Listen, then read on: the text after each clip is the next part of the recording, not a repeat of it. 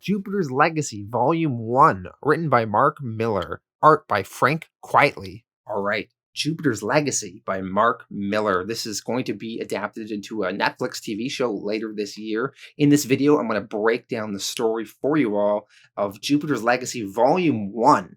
And then I'm going to do its prequel comic, Jupiter's Circle. I'm going to do Volume 1 and 2 of that, and then come back over to Legacy to do Volume 2 and end the story. That's the way the books were published, so I think that makes the most sense of the order to go through them. Now, there's also potentially going to be a sequel called Jupiter's Requiem that Millar announced, but that's not completed yet, so we'll see if that actually gets done. Now, before I dive into the story, though, I just want to give a little bit of a brief about who Mark Millar is and some of his most popular work. So Millar, he's a Scottish writer. He's done some work at DC and Marvel. At DC, I really liked the Superman Red Sun book he did. It was an Elseworlds. What if Superman's rocket landed in Russia in the Soviet Union during the Cold War instead of in Kansas? How would the world be different? At Marvel, Mark Millar, he did this Old Man Logan book, which is this really cool, futuristic Wolverine storyline. It was adapted into a movie, loosely adapted on his book. He also did Civil War, one of Marvel's most successful event comics ever, so Millar gets credit with that. He did The Ultimates, another popular series at Marvel. But really, his indie stuff is where he really starts to take off. He launched this Millar World publishing line of books, and he owns the rights to all those books. So the first one he did there was Wanted, which was adapted into a movie. My personal opinion, adapted poorly into a movie, but more on that later. I eventually want to cover that book and outline the differences between the book and the movie. He also did The Kingsman, that was adapted into a movie. Kick-Ass, also made into a movie, as well as a slew of other books. And then eventually, Netflix came along and bought out his publishing company. And now Netflix is going to adapt tons of his books into either movies or TV shows. And the first one they're going to do is Jupiter's Legacy. On Jupiter's Legacy, it's like this superhero comic. Reminds me a little bit of the X-Men. Some of the characters have like that sort of Professor X mind power. And it reminds me a little bit of Watchmen as well, because it's trying to be like a realistic take on heroes. And what's interesting with Jupiter's Legacy is you have these various generations of heroes. You got the first generation, and they're very old. They're like the golden generation. And then you got their kids, and their kids are dicks, you know? So it's kind of fun. The story is very quick. It's not something that's going to be going for 30 issues and be building up to this grand confrontation. It all goes down really quickly. The final thing I want to talk about before we finally dive into the story is the horrible publishing schedule that this book has. It was published like every other month for a while, which is not bad. But then all of a sudden, the artist, Frank Quitely, he would take like a year to finish the final issue. And then they did their prequel comic, which was by another artist that was managed to be fairly quick. And then Frank Quitely came back, and then he was sort of keeping up that monthly publishing schedule. And then he took like another year, basically, to finish the last issue. So could you imagine if you were reading this when the book came out, and you're excited for the conclusion, and then you have to wait a year for that final issue? Luckily, everything is all done now and wrapped up and collected in trades. So that's just something I thought was really interesting about this book, that the horrible delays in it. All right, let's finally dive into the story for Volume 1 of Jupiter's Legacy. Issue 1. The year is 1932. We are in Morocco. We see Sheldon Sampson, who will later become the hero, the Utopian. He is talking to a Captain Borges, a ship captain. He wants this captain to take him to this mysterious island 600 miles west of Cape Verde, which is situated on the west side of Africa. The captain says that he has sailed those waters his entire life. He knows of no islands in those parts.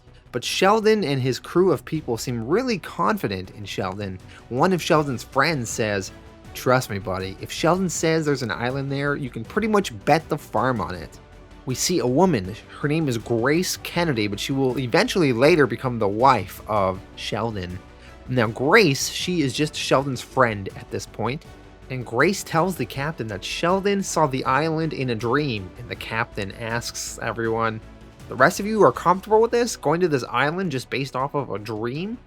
Now, Walter Sampson, who is Sheldon's brother, says there's one thing he's learned over the years. When his brother gets an idea, there's no point trying to talk him out of it. Well, the ship captain, he asks, what are you all hoping to find there? And Sheldon says he doesn't really know, but he knows that the answer to everything lies on that island. The captain, he thinks they might all be out of their mind, but he says what the hell, he's gonna take Sheldon and his crew to this mysterious island. Now, Sheldon lived a very privileged upper-class life. He went to Yale, then he went to the board of his father's company, but he lost everything in the Wall Street crash of 1929. And then he became worried about the poor state of America after the crash, seeing the bread lines and the soup kitchens. He had dreams of this island, though, and the dreams told him that gifts lay at the shores of this island. Now, Sheldon, he was eventually offered a job in his uncle's company after the crash of 1929, but he refused. His only real interest now was making his way to that island. His fiancée at the time even dumped him, saying he was crazy and belongs in a mental institution. But Sheldon, he was determined. He gathered up his brother Walter and some college buddies, and they traveled across the world, eventually making their way to North Africa, looking for this island. Sheldon, he even drew a sketch of the island from his dreams. The dreams tell him that in the south of the island are the remains of an ancient university that can be accessed through a cave. That is where the island has been telling him to bring his crew. That is where they will find the key to everything promised. Now we see on the boat, Walter is asking his brother Sheldon, do you have any idea what this island used to be? And Sheldon says that the dreams haven't told him yet, but he knows it was something good. This island has been abandoned for millions of years. It's just waiting for the right crew to come along. Finally, after sailing for a while, someone runs down to see Sheldon, and he tells Sheldon that the island is in sight. So Sheldon, he runs upstairs to the deck, and then he looks at the island and says, my God. The island looks exactly like his sketch from his dream. In more time, it will be revealed about what happened on that island, but for now, all you need to know is that they rarely ever talked about what happened in those mountains on that island after this. But they came back to America better, with powers, and they wore costumes, and they raised the spirits of anyone who saw them, and they became the first generation of superheroes, trying to make America better. They didn't care about money or politics. Their only desire was to serve their country. 6 people got powers on that island on that mysterious day, and they formed a superhero group called the Union. They each got various powers, and their aging slowed tremendously, and they would all live much longer. The members of the Union and the 6 people that were on that island are Sheldon Sampson, aka the Utopian. He is the de facto leader of the Union. Then there's his eventual wife, Grace Sampson, aka Lady Liberty. Then there is Walter Sampson. He is the brother of Sheldon, and his superhero name is Brainwave. One power he has that some others do not is his telepathic abilities, sort of like Professor X of the X-Men, so he can often mess with people's minds. There's Bob Fitz Fleton, the Flare. He's the fastest on the team. There's Richard Conrad, Blue Bolt. He uses a power rod as a way to harness his powers. And then there is George Hutchence, aka Skyfox, and he eventually has a falling out with the team and becomes a villain. We will learn more about these various characters and their past in the prequel comic Jupiter's Circle, but for now we're going to jump all the way to 2013, and we're going to see these various heroes, kids. And this second generation of heroes is very different than their parents' generation. So it is now 2013, we are in Los Angeles. We see Chloe Sampson. She is the daughter of Utopian and Lady Liberty. or in other words, the daughter of Sheldon and Grace.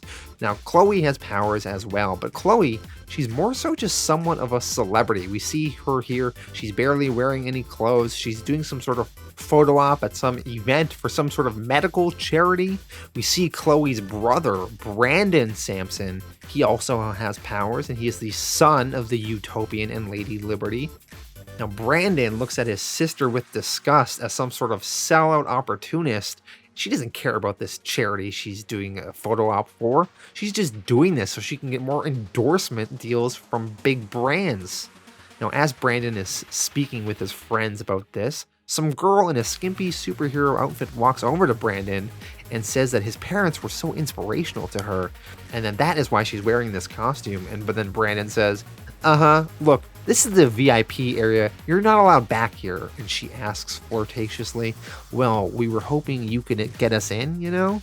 And then Brandon sighs and says, look, if you're after what I think you're after, just wait for me in the men's room, honey. I'll be finished drinking in like 5 minutes, but I'm not taking my clothes off, understand? And the skimpy girl and her friend leave in disgust at Brandon's comments, and she says, you think just because your dad's the Utopian that you're better than everyone else? Now, Brandon, he doesn't really care what they think, and they leave. And then Brandon tells his friend that Omega and Samsung just canceled some of his contracts because he apparently isn't in the public eye as much as he used to be. And they told him that he has to go get out there and save some people or something. But Brandon says the problem is there's just nobody cool to fight anymore. All the great battles are well and truly over. All the best villains died 20 years ago. My parents were living in a golden age. As he finishes venting his frustration, the friend of that skimpy girl that was here earlier, she comes back and tells Brandon that her friend from before wanted her to let him know that she's waiting in the men's room for him when he's ready. So from this scene, we've established that the first generation of heroes lived through a golden age of superhero fighting, but this second generation are spoiled brats. There's not that many big villains to fight anymore, and these heroes are more so concerned with their celebrity and their endorsement deals. Now we jump to this field. We see this female hero. Her name is Ruby Red. She dresses in a skimpy red costume with her blonde hair in a ponytail. She flies down and she talks to Jules Sampson. Jules is the son of Walter, aka Brainwave. Jules is just hanging back though. All the other heroes are fighting this other villain named Blackstar, who apparently has an antimatter battery in his chest. Jules is just gonna wait till they tucker him out and then maybe he'll get a few punches in or something. Just then, that villain Blackstar crashes to Earth. He's being tackled by Utopian, and Utopian smashes him in the face a few times. Then all these other heroes join in, punching this Blackstar. Now the heroes yell for Walter to get in this villain's head and close him down. Walter shows up and he says, I'm trying my best, but his defenses are incredible. Walter finally is able to get inside this Blackstar's head, and then we see in Blackstar, in his mind, he is transported to a beach holiday that Walter apparently created from memory. So Walter, once again, he's using those Professor X mind powers, and this Blackstar is confused. And Walter explains that he separated Blackstar's mind from his physical body. And while he is here, the heroes are actually beating the shit out of him out there in the real world. Finally, when this Blackstar is unconscious, Utopian comments, not exactly the noblest way we've ever won a fight, but it'll do. Now, a group of heroes are taking this Blackstar back to prison. This Blackstar apparently wiped out half of Missouri before they finally stopped him. Now, Jules is there and he tells his dad Walter that he got really winded back there and he cut his knee. Now, Sheldon, who's there, remember Utopian, he tells this Jules to not pretend that he was involved in that fight whatsoever. He heard him on the phone talking to his publicist. Now, Grace tells Sheldon that at least Walter's kid showed up to this fight. Their children, Brandon and Chloe, just ignored this emergency call altogether. Now, Walter and Sheldon, they then have a heated argument. Now, Walter thinks America is collapsing and the global economy is hanging on by a thread, and they're just out here wrestling like children when they should be in charge and helping more directly. Sheldon thinks that they are not economists, they don't know how to balance the budget, they are just public servants, and they should have faith in the government that they elected. Walter thinks the politicians, though, are the ones messing things up, and he says to Sheldon, "I've been blessed with this incredible brain. Isn't it my moral responsibility to walk into the White House and show the president what he should be doing in his second term?" And Sheldon says, "No, it's your responsibility to obey the people this country elected, and I want to hear no more talk about telling people what to do. Is that clear?" Now Walter is upset, but he sarcastically tells his brother, "Your wish is our humble command." We jump back to Chloe. It's 4 a.m. She is hanging out with some friends of hers, and they're all doing some drugs, some weird drug they found off planet.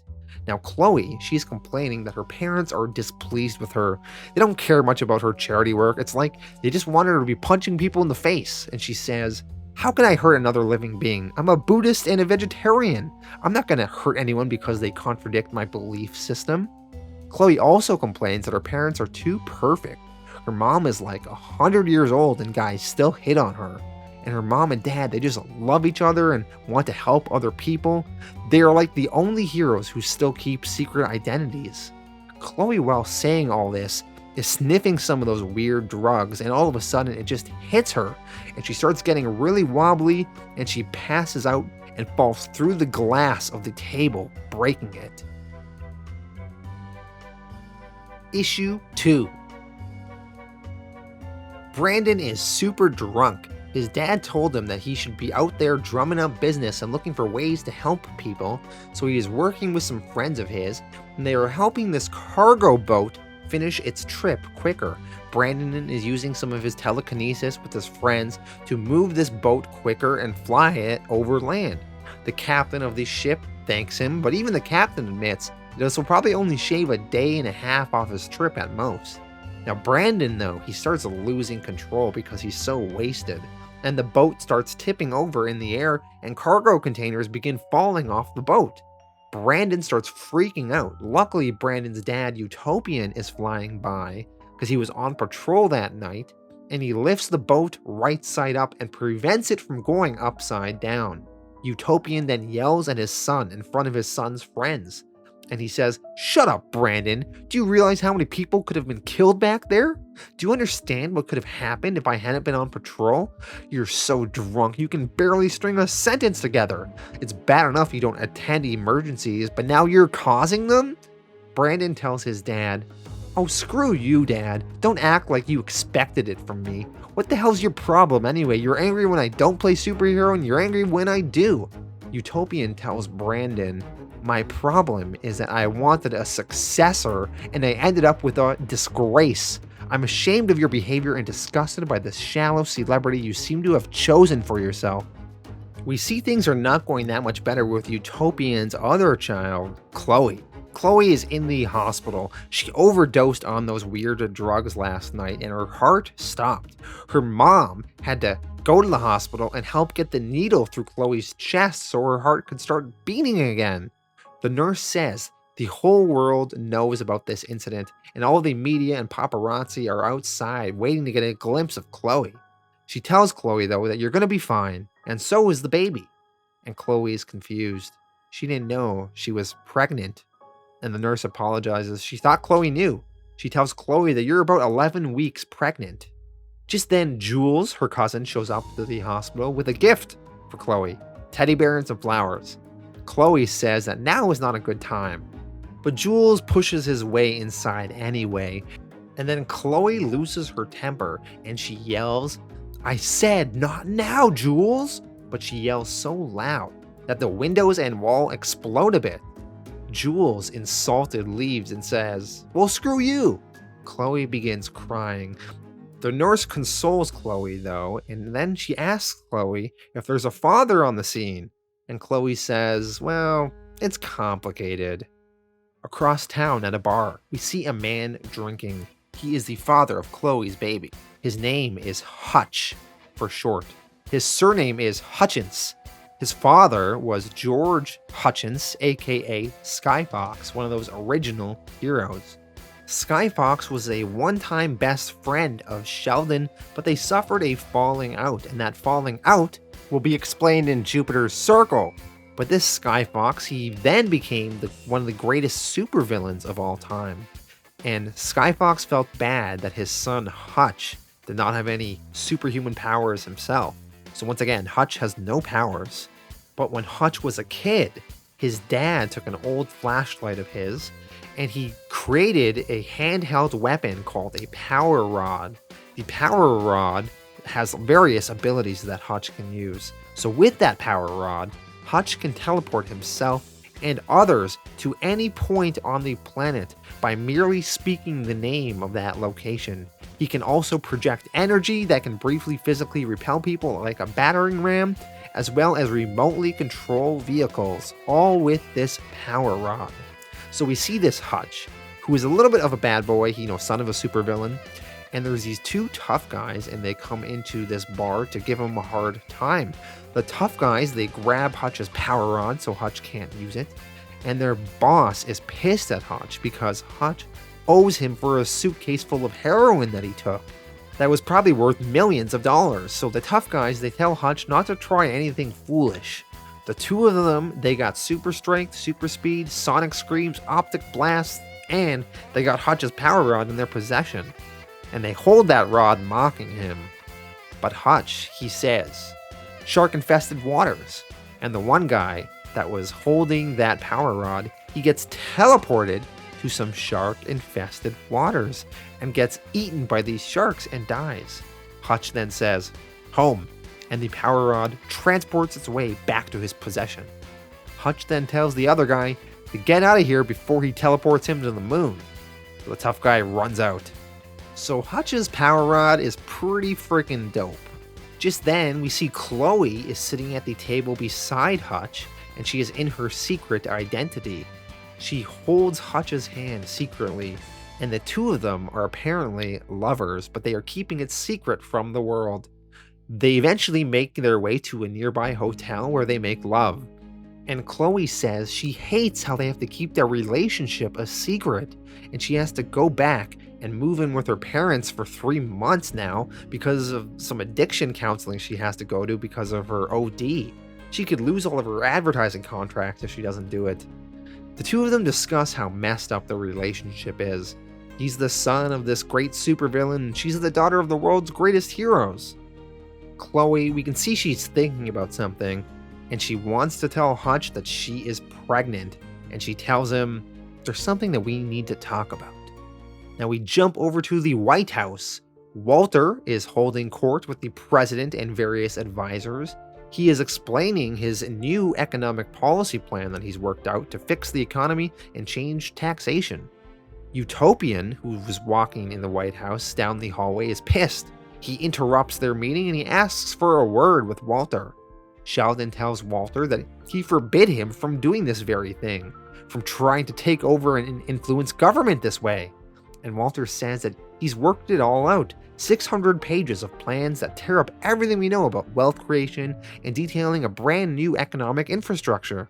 The world could be ticking like a Swiss watch, poverty and unemployment eradicated in 4 years. Right now, unemployment is as high as 50% in some states. Sheldon says that the system isn't failing, it's just at a low point in the cycle. And Walter argues back that Sheldon, he just can't get his head around his ideas. And Sheldon replies, no, you're just not as smart as you think you are. You're my brother and I love you, but you've always been driven by relentless ego, and I refuse to let you scare them into giving you control of the government. The system works, we just have to trust it. Now go back in there and tell the president it's not our job to tell governments what to do. And Walter says back, well, why not? And Sheldon says, because I said so. And Walter counters, and you wonder why your kids are a disenfranchised mess. But he goes in and does what his brother tells him to do. You see, over in West Hollywood, Brandon is drinking away his sorrows and resentment against his father and his dad, embarrassing him in front of his friends with that boat thing earlier. Walter, Brandon's uncle, who has just been embarrassed by Sheldon as well in the White House, Walter walks over to Brandon, And he's talking to his nephew, and he says how the both of them hate Sheldon so much. And Walter says, "You know, you're not the only one alienated with his high-handed attitude. I've had decades of that arrogant ass, and he talks to my boy, Jules, like he's a C-lister. The country's in the sewer, and he's tied our hands. Ask your friends, you'd be surprised how many people want to see him take a tumble. You know, you're very well regarded in the community, Brandon. So let me ask you a hypothetical question. If your father were to fall under a bus, would you have the courage to really do what needs to be done out there?" And Brandon, hearing what his uncle is proposing, says, "Are you serious?" And Walter says, "I've spoken to a lot of people lately, and yours is the name that keeps coming up. It's obvious you're the only one who could challenge him physically. But what do you think? Is leading something that appeals in any way?" And then Brandon says, "Absolutely." The two of them, with confidence now in their newfound agreement, stand up, and Walter says, "So, how do we make this happen?" They're conspiring to get rid of and kill Sheldon, aka the Utopian. Issue 3, we see Sheldon is in his secret identity. He runs an auto mechanic shop. Hutch comes to visit Sheldon upon Sheldon's request, and Sheldon and Hutch, they head inside the shop to talk. Now we see Walter and Brandon, they are standing atop a satellite dish in space. Brandon says that he read Walter's plans that he wrote to run the government, and it blew his mind. Climate engineering, eliminating income tax, underground homes, a ban on all religions. Brandon says he could hardly sleep, his mind was buzzing so much. Now Walter tells Brandon that his plans are his to choose from. Now the truth is, Walter, he really wants to be in charge himself, but he can't defeat Sheldon without Brandon's help. So he's playing to Brandon's ego and will let Brandon be in charge, sort of as a figurehead, but really Walter is going to be the one calling a lot of the shots. And Walter asks Brandon, "So are you ready for the big confrontation? I can handle your mother and sister, but your father is another matter. You ready to go head to head against him?" And Brandon replies in the affirmative, "Totally." Now back over to Sheldon and Hutch in that mechanic shop. They are talking, and Sheldon knows that his daughter Chloe is now pregnant and that Hutch is the father, and he says he does not want his grandkid being raised by a drug dealer, referring to Hutch. And Hutch responds very cocky, "Drug distributor, sir, totally different income bracket." Hutch says, "What if I was thinking of going straight? Settle down and change my ways?" Sheldon doesn't believe him though. He says, "Like your father did. I made the mistake of trusting him once and the consequences were disastrous." All of a sudden, Sheldon senses something and says, "My God, stay here." He flies through the roof. Hutch then runs outside and wonders what is going on that Sheldon had to leave like that. We see Chloe is arriving at her mother's house. They hug. Just then, the two of them are attacked by various heroes that have gone over to Walter and Brandon's side. We see Walter's son, Jules, Chloe's cousin. He busts in through the door of the house and slams Chloe through the house into a nearby car. Jules then tells Chloe, "Sorry, cousin, you brought this on yourself." Grace then runs outside of the house and runs to Chloe, and then we see that ruby red. She tells Grace, "Worry about yourself, bitch." Now we jump over to Sheldon. He is in space. There is a mile-wide comet hurling towards the Earth. This must be what Sheldon sensed. So Sheldon, he's going to try and stop this comet, but he notices that there's a nuclear device strapped to it, and in fact the entire structure is wired with atomic missiles. Now Walter, back on Earth, says, "Now." The nuclear device in that comet explodes, and Sheldon, he's trying to save the people on Earth by holding that comet back, but he takes massive nuclear damage. He begins falling to the Earth. Now, on Earth, we see Hutch realizes the gravity of the situation, seeing that explosion in the sky. Now we see Sheldon, he continues falling to Earth and is being attacked by various heroes. Sheldon lands on the Earth, and he asks his teammates for backup. But the other heroes, at least 20 or more of them, they start attacking Sheldon on the ground and kicking him. They say they are sick of his bullshit, always telling them what to do, always bitching at them for not being good enough. We see Grace and Chloe. They appear to be putting up a strong fight against the heroes attacking them. They appear to almost be winning, but this is just a mind trick. Walter actually trapped Grace and Chloe's mind inside a psychic construct, and they only see what they want to be happening, but in actual reality, Walter pulled the same trick he did on Black Star, and the various heroes were all beating the shit out of Grace. When we see what's actually happened, we see Grace is severely injured. She's been stabbed with various swords and other things in various directions, sticking out of her body. Walter walks over to her, and he causes a brain aneurysm in her, killing Grace for good. Now Chloe, she's still alive and she is screaming. Walter walks over to his niece Chloe, and he promises to end her life quickly, but just then, her boyfriend Hutch teleports in with his power rod. He fires a blast at Walter, shooting Walter back. Hutch, he then grabs Chloe and teleports her away, first to Santa Monica. Now Walter tells the heroes to get after them. He doesn't want any loose ends. Now Hutch and Chloe, they then teleport to Venice Beach, and then to Hawaii, and then to Nepal, and then to Hong Kong, and then finally to Sydney, Australia. Now the heroes that were trying to get Hutch and Chloe, they eventually report back into Walter that they lost the trail of Hutch and Chloe. Walter, he's not pleased to have these loose ends still out there in the wind, but no matter, Sheldon is their priority at the moment. Now we see all the heroes all continue to beat the shit out of Sheldon. Brandon flies down. Now is his moment. He tells everyone to stand back, and Brandon talks to his dad, saying, "The entire world has been begging for us to help, and you forced us to watch from the sidelines, but there is going to be some changes around here. We're not going to play by your rules anymore."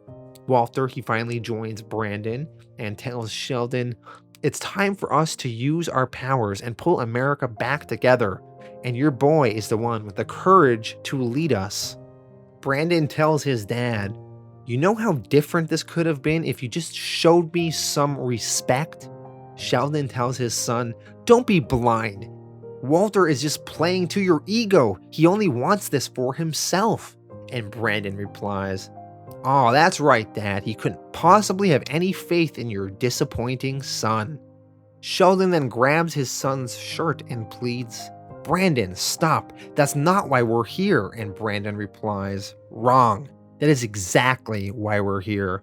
Brandon then fires lasers out of his eyes and into his dad's eyes, causing a massive explosion of energy. We see the sky lighting up even at a great distance away. Finally, after Brandon has laser-eyed his dad to death, we see Walter walks over to Brandon and asks him, "That couldn't have been easy, Brandon. You know, in your heart you did the right thing.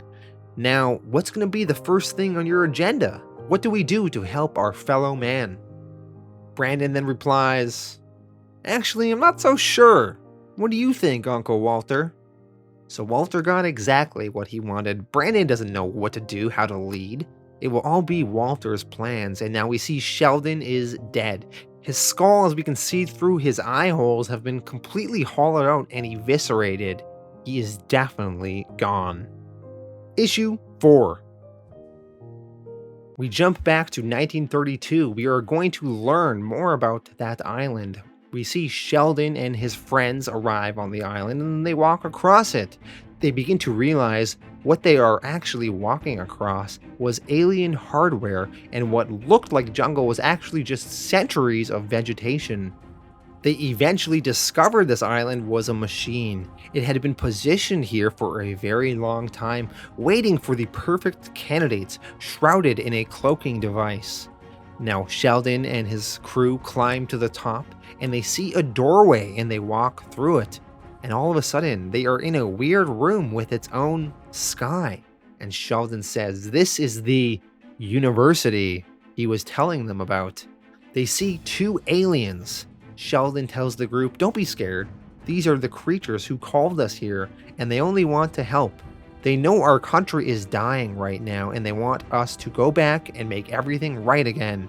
They are going to give us powers now. They are going to make us better than any of us could ever dream. We just have to trust them." And then the aliens bestowed powers onto Sheldon and his crew. Now, why did the aliens do this? That is unknown. We jump to Australia. The year is now 2022. It has been 9 years since Walter and Brandon killed Sheldon and took over the world. We see Hutch and Chloe and their new son, Jason Hutchence, have been living here in secret, hiding from Walter and his patrols. Chloe has just finished telling her son Jason the story of the island and the aliens and her grandparents being heroes, and Jason asks, did they ever find out who the aliens were or why they wanted to help so much? And Chloe says they did not. Chloe then tells some other stories about her parents, like when Sheldon proposed to Grace and he squeezed a lump of coal into Diamond to give to her. Now Jason is very smart. He must have inherited some powers himself, some super intelligence. He knows exactly the process of how a diamond is created using a rock and applying pressure, and explains it very adeptly. Chloe, she then looks outside her window and we see there are security cameras and a big police aircraft flying above the city, and a sign that says no curfew on the street below. Walter and Brandon have turned the world into a big brother police state, it seems. Hutch, he walks into the room and tells Chloe to stop talking with Jason about the old days. You're gonna give him crazy ideas. And Jason says that the super people killed Mom's parents, Dad. There's nothing crazy about wanting the bad guys brought to justice. And Chloe tells Jason that Hutch is right. Uncle Walter doesn't know you exist right now, and as long as we are hiding here, there is no reason that he should. The next day, we are at Jason's soccer game, and he is purposely losing and playing badly in order to mask his powers, and his parents cheer on his purposely poor performance. At school, Jason's grades are purposely bad, and the teacher is telling the parents that Jason's learned nothing. And Hutch tells the teacher, well, you can't win them all. Thanks for trying. Hope you have better luck with the other kids. Now Jason, he's getting beat up by some bullies and he just lets them beat him up. Jason is purposely trying to be mediocre at things, and his parents have encouraged this as a way to help mask and hide his superpowers. Hutch and Jason, they are walking home from school one day, and it is explained to us that although Walter and Brandon took over America, things had not worked out as they had hoped. Some problems got fixed, but on the whole, it's been pretty catastrophic. Even here in Australia, they are feeling the impact. Now, as Hutch and Jason are walking, they hear about a chemical plant on fire about 20 miles away. Jason very quickly breaks away from his dad, changes into a superhero outfit he has, and he flies over to stop the fire. Jason, he sees this smoke cloud and the firefighters down below, and Jason manages to spin that smoke cloud somehow into a thunder cloud, which then manages to put out the fire once it starts raining. So Jason has saved the day here. He flies back and he changes back into his civilian outfit, and he is there right beside his dad once again. And Hutch didn't even know that Jason was gone and was secretly doing these heroics. The two of them then head home. We see Chloe. She is working at a pencil factory in Australia. That is her new job while she is laying low.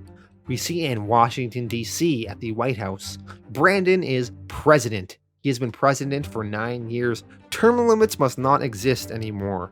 Brandon is pissed that his uncle Walter's plans to fix America are not working. There are food banks and riots in the street and a swarm of protesters protesting outside. Walter explains, oh come on, where was America before we took over? Yes, there's been some setbacks, but we're overturning the entire Constitution here. It's only natural there are going to be a few bumps in the road. Brandon, feeling very melancholy, says, I just thought I would be happier with that out of the way, but I've never felt more lost. Why are the plans not working, dude? I thought you had this completely sorted. And Walter tells him that, Brandon, you need to look at the big picture here. And Brandon says, hey, did you hear what that idiot protester there said about our anti-inflationary policy?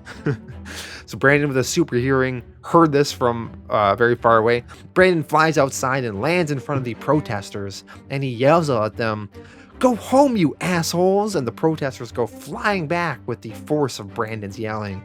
Now, the protesters then appear to stand up and applaud Brandon. And Brandon, he thinks this is kind of weird, and he knows something is up. And he asks his Uncle Walter, Is this you? Are you doing this? And Walter admits it is. He was just trying to make Brandon happy and see what he wanted to see by tinkering with his perceptions a bit and make him think that these protesters were applauding Brandon really into him. Now Brandon tells Walter that he is annoyed that they haven't managed to find Chloe yet either. After all these years, she's still out there in the wind. And Walter shares some good news though. There has been some unexplained activity in Australia. It might be nothing, but they have been detecting an unusual amount of rescues in the area. So they're going to have some professionals check it out, and maybe they'll be able to track down Chloe if she is in fact there. Now we see the professional that Walter is referring to is this guy named Barnabas Wolfe. His villain name used to be Molecule Master. Now Barnabas Wolfe, he's a former supervillain with Sherlock Holmes style instincts. His job right now is to hunt down rogue superhumans for Walter and Brandon. And since he is the Molecule Master, he has the ability to rearrange inorganic matter. Issue 5. We see this Barnabas Wolfe. He is speaking with a Miss Joan Wilson in Melbourne, Australia. Barnabas is trying to figure out if this woman is indeed an unlicensed superhuman. He has the authority of the US government to question anyone, whether it be in America or in foreign territory, to find these rogue superhumans. Now he asks her if he can ask her some questions, and she agrees. Now Joan, in Australia here, is just a claims supervisor. She says she has nothing to hide. Now this Barnabas, he asks, so why haven't you seen a doctor in 7 years? And the woman says that, well, she hasn't been sick, that's why. And Barnabas replies, oh, that's entirely reasonable.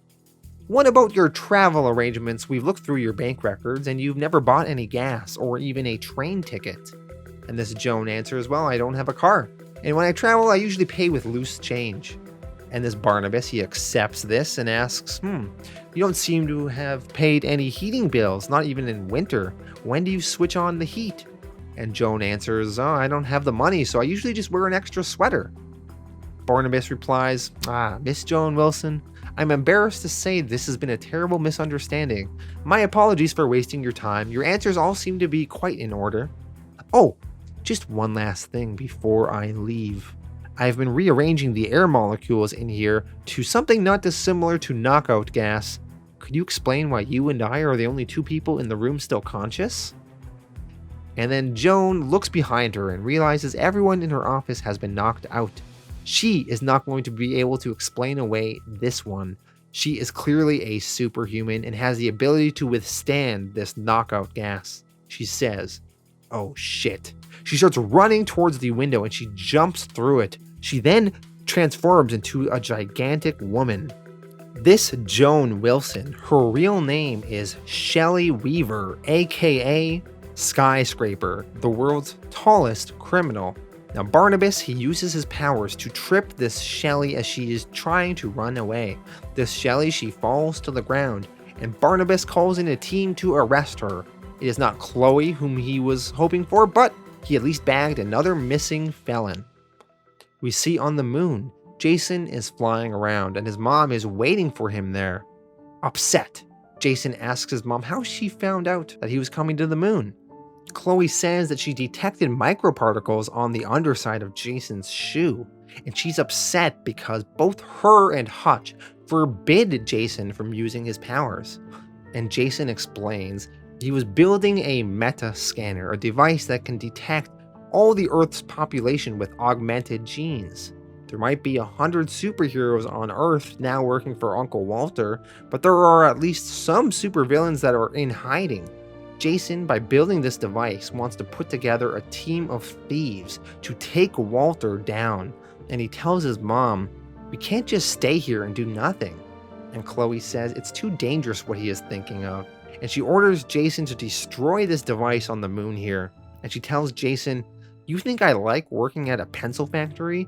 We're hiding out here to keep you alive, Jason. They already killed my mom and dad. I'm not going to let them get to the only people I have left. Barnabas Wolfe is reporting into Walter. They haven't found Chloe yet, but they did find a boy. Now, the boy, he covered his tracks well, but they managed to find an image of him in a reflection in a single drop of rain. He doesn't know who the boy is, but he isn't one of the 28 super criminals they know are still out there in the world. But Barnabas is confident that they can get this boy by setting a trap for him. On the school bus later on, we see some bullies are beating up Jason, and Jason is just letting them go to town on him. But there's one of the girls in Jason's class. She interrupts the bullies beating him up, and she tells Jason, "Look, there's something going on downtown. I heard it on the radio. The harbor bridge has collapsed and people might drown. He needs to go save them." Now Jason plays dumb, like he doesn't know what she's talking about. But she says, "Look, I sit beside you in class every day. You don't think I notice? An emergency pops up, you disappear and the emergency gets fixed, and you come back with some weird excuse why you were gone?" Jason then says, "Right." He then leaves out the back of the bus to fly into this emergency. And the girl then tells the bullies and everyone else on the bus, "The door fell off, you understand? Not a word to anyone about this." They are protecting Jason's identity. Now Jason arrives at the bridge emergency. He knows he was not supposed to, but he couldn't help doing the right thing. Now this Barnabas Wolf is there waiting for him. He set this whole fake emergency up, and Barnabas manages to knock Jason out of the sky by firing at him with a neural blast. Now this neural blast should kill Jason's motor functions for at least a few minutes. And this Barnabas tells Jason, "Did you really think we wouldn't catch you? A man with my reputation, not noticing all your silly rescues?" Jason just says, "Oh, mommy, please help me." And Barnabas to this says, "Oh, now I just feel bad. I knew you were a little boy, but this is really over the top. I didn't expect him to be crying for his mom. Mommy isn't coming for you, little man. Wherever she is, she's hardly going to hear you all the way out here." But Barnabas was wrong. Chloe, with her super hearing, did hear her son, and she flies in as fast as she can. Now, as she's flying in with her powers, she manages to melt all the soldiers' rifles despite being at long range away. She then arrives and stands in front of her son, protecting him, and says, "Wrong. Mommy hears everything." Chloe then uses some of her telekinesis and sends all these bricks flying back at these soldiers. Hutch, who is elsewhere, he's watching TV, and he sees Chloe fighting on TV, and he says, "Holy shit." Chloe, she is fighting this Barnabas. She punches through his particle shield. She then punches him in the face. The soldiers, they prepare to move towards Jason, and Jason is back up though, and he's ready to take them on. Just then though, Hutch, he teleports on the scene, and his power rod, which can remotely control vehicles, he manages to make a moving train run through all these soldiers here. Honestly, I don't really get how the rod gives him the powers to control vehicles remotely, but he just did that right here, I guess. Whatever.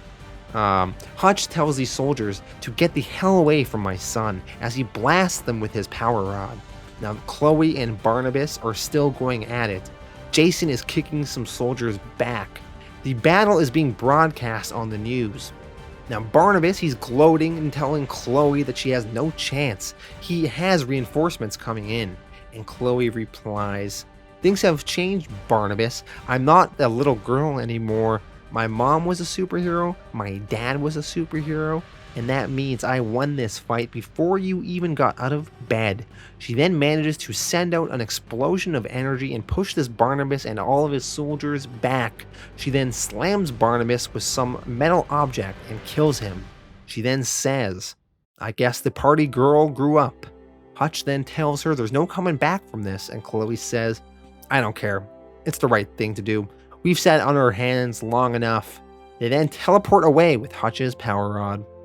We see Brandon is in a meeting at the White House, and someone interrupts him, and then they tell him that his sister has been found, and he is surprised. We see at the North Pole, in a small trailer, Hutch, Chloe, and Jason are hiding out, and Hutch asks what the plan is, and Chloe says, "Well, Jason's gonna build another scanner, and then we're gonna round up all your criminal friends, and then we go back and free America from Brandon and Uncle Walter." And Hutch says, "There's maybe only 20 of my guys out there, and Walter has probably 100 on his side. Do you know our chances in a fight like that?" And Chloe says, When did superheroes ever care about the odds? And that is how Volume 1 ends. Alright, so that was volume 1. I really liked the artwork by Frank Quitely. I thought it was so detailed in the way he drew some of the action sequences. You could really follow what was going on. I did feel some of the power sets of some of the characters are a little bit hard to wrap your head around, especially Hutch and his power rod and his ability to move that train to just appear and take all those dudes out. And then Chloe could apparently melt all these dudes' weapons. It's like you don't really understand the extent of all of their powers sometimes. I thought the story was pretty fun, having these multi generations of heroes and the younger heroes being very vapid and obsessed with their celebrity, and their parents being very, classic, true kind of heroes. And the big superhero battles were really fun. I did feel, though, that the story was a little bit rushed. I almost would have liked if Mark Miller spent more time building the backstory of some of these characters before going right into these big confrontations. But, that's just Mark Miller's way. He's very, very quick with the way he tells his story. But yeah, I had fun with this volume. I'm going to give this one an 8 out of 10. Thank you all for watching. I'll be back next week with Jupiter's Circle Volume 1.